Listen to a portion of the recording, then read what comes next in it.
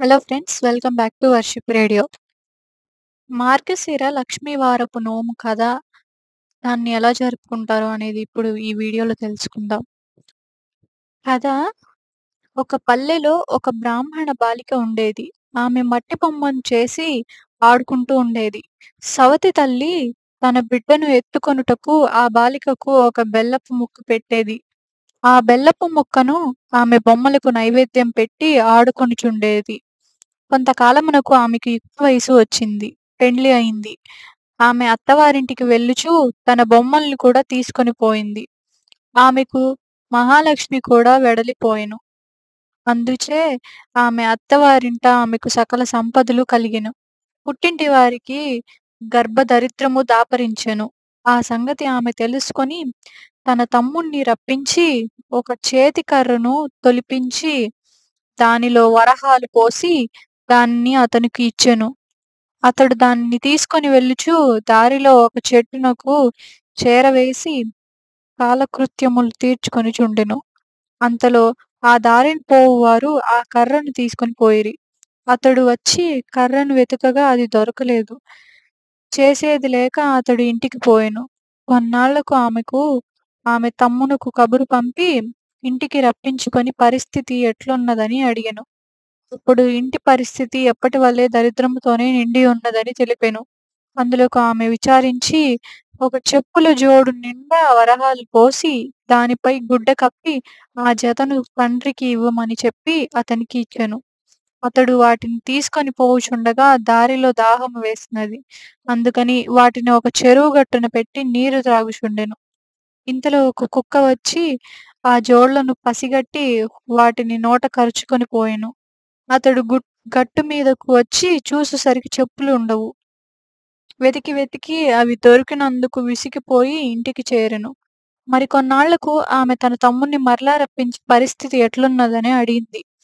అతడు జోళ్లు పోయిన సంగతి చెప్పినచో అక్క కోపగించుకొని భయపడి ఆ సంగతి చెప్పకుండా పరిస్థితి ఎప్పటివలే ఉన్నదనెను. అది విని ఆమె గుమ్మడికాయను తొలిపించి దాని నిండా వరహాలు పోసి తమ్ముడికిచ్చెను. దానిని తీసుకొని వచ్చినప్పుడు అతడొక చెరువు గట్టు మీద వచ్చెను. కాళ్ళు కడుక్కొనుటకు అతడు గుమ్మడికాయను గట్టు మీద పెట్టి నీటి లోపలికి దిగెను. అప్పుడు ఆ దారిలో వెళ్ళుచున్న కోమటి అక్కడున్న గుమ్మడికాయను చూచి దాన్ని పట్టుకొని పోయెను. ఆ బ్రాహ్మణ బాలుడు చెరువు గట్టు మీద గుమ్మడికాయ కనపడకపోవడంతో ఇంటికి వెళ్ళిపోయెను. కొంతకాలమునకు ఆమె పుట్టింటి సంగతులు తెలుసుకొనుటకు వెళ్ళి నోమును పట్టించినచో దరిద్రము తీరునని తలచి తల్లిదండ్రులు తన ఇంటికి తీసుకొని వెళ్ళెను. ఒకనాడు ఆమె తల్లితో, అమ్మా, ఈవేళ మార్గశిర లక్ష్మీ వారము కనుక మనము నోము నోచుకొనవలెను. నీవు ఎంగిలి పడవద్దు అనెను. ఆమె అట్లే అని పిల్లలకు చద్ది పెట్టుచు అలవాటు ప్రకారము ఒక ముద్ద నోటిలో వేసుకొనెను.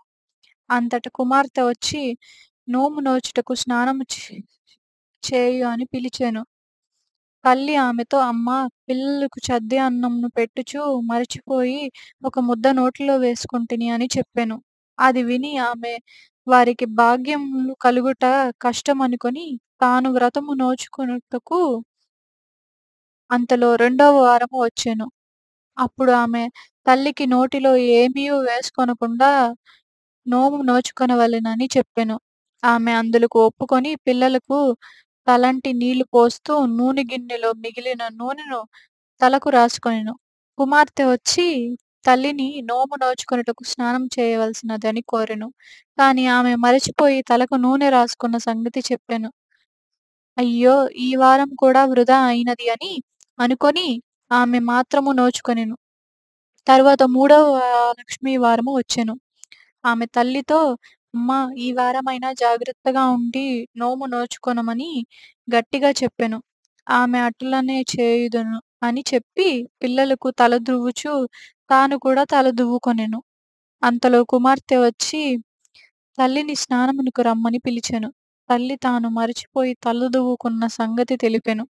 అది విని దరిద్రులను బాగుచేయుట మానవులకు సాధ్యము కాదు అని అనుకొని తాను నోము నోచుకొనెను. కొద్ది రోజులకు 4వ లక్ష్మీ వారము వచ్చెను. ఆ వారమైన తల్లి చేత నోమును నోయిపించవలెనని అని పట్టుదలతో ఆమె తల్లిని ఒక గోతిలో కూర్చోబెట్టి పైన బల్లను వేసి తాను పని చేసుకొనుచుండెను. ఇంతలో పిల్లలు అక్కడకు వచ్చి అరటిపండు తిని వాటిపై తొక్కలను బల్ల సందు నుండి గోతిలో పడవేసిరి. గోతిలోని తల్లి దురదృష్టవంతురాలైనందువలన ఆ తొక్కలను తిన్నది. అంతలో కుమార్తె బల్ల తీసి తల్లిని స్నానమునకు రమ్మని పిలిచెను. ఆమె అరటిపండ్లు తొక్కలు తిన్న సంగతి చెప్పినది. అది విని ఆమె కుమార్తె మిక్కిలి విచారించి తానే నోమును నోచుకొన్నది. తరువాత 5వ వారం నాడు తల్లిని తన చీర కొంగునకు ముడి వేసుకొని తన వెంట తిప్పుకొనుచు పనులన్నింటినీ చేసుకున్న తరువాత ఆమెను కూడా స్నానం చేయించి నోపించెను.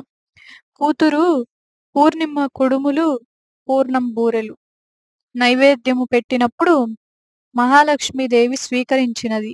తల్లి పెట్టినప్పుడు మాత్రము స్వీకరించలేదు.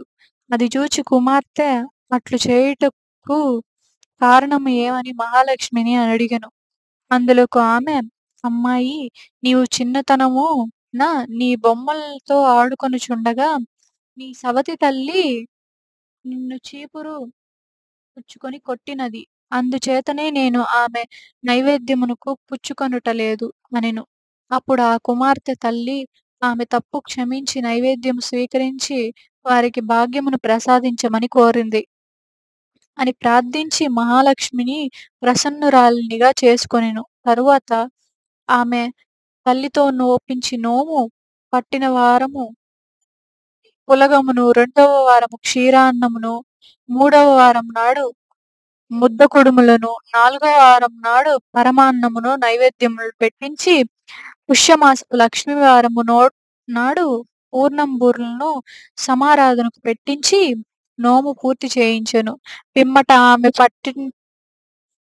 పుట్టింటి వారు దరిద్ర విముక్తులై ధనధాన్యంతో తొలచూగుచుండిరి.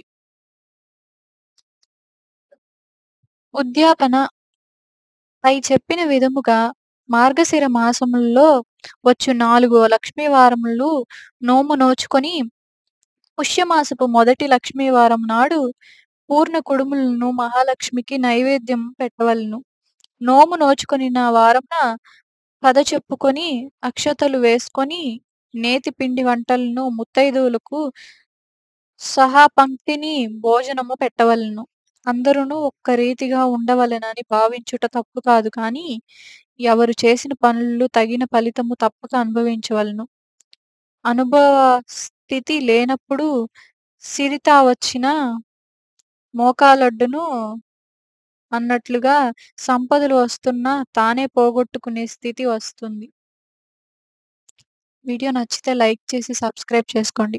Thanks for watching this video.